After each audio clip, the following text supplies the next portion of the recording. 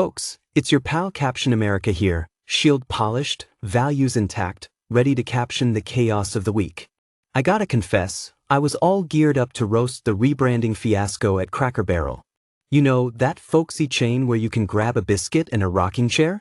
Well, they ditched the iconic barrel logo for some minimalist millennial scribble, and now MAGA folks are boycotting faster than you can say, woke grits. Stocks tanking, customers are howling for Uncle Herschel back. It's like they tried to turn comfort food into a hipster art installation. Hilarious, right? That episode practically writes itself, so we'll save it for when the dust and the Cheddar Bay biscuits settle. But nope, duty calls elsewhere.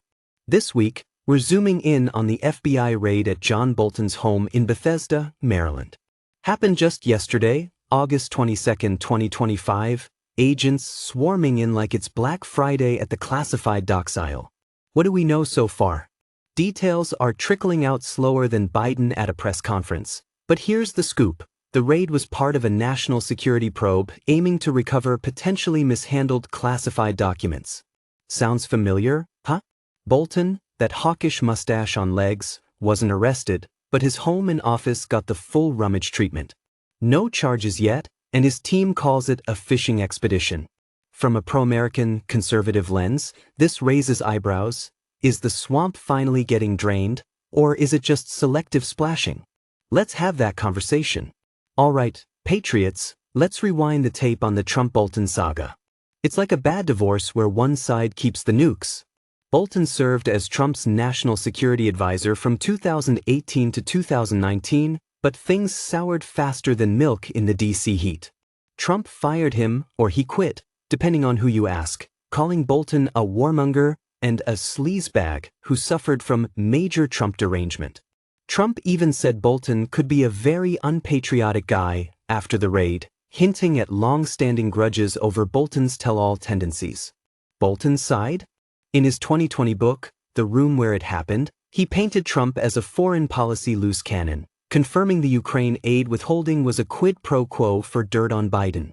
Bolton slammed the impeachment as malpractice for being too narrow, saying it missed Trump's other transgressions.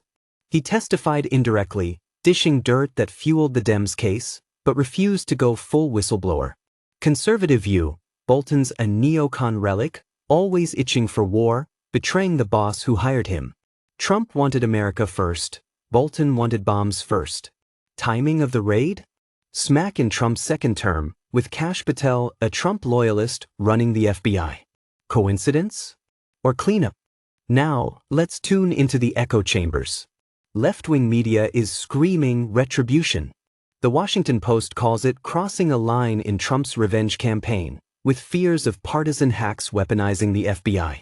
The Guardian labels it weaponization against critics, noting Bolton's the fifth on a supposed Trump enemies list. Al Jazeera says it's fueling fears of political payback, especially since Trump pointed fingers at Bolton days before. On the right, Fox News frames it as an ongoing investigation into Bolton's alleged mishandling, with VP J.D. Vance denying politics and pointing to CIA tips.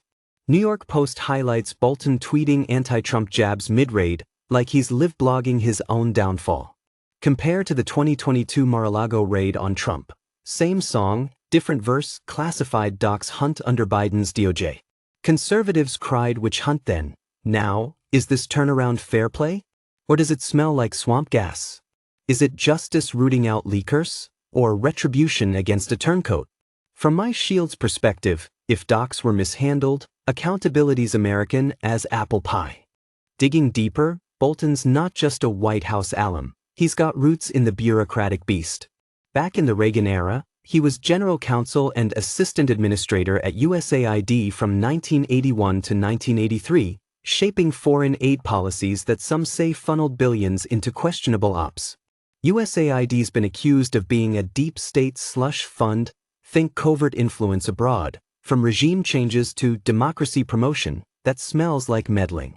Conservative take, Bolton's career screams establishment operative, hopping from USAID to UN ambassador to NSA, always pushing interventionism. His book and impeachment snipes?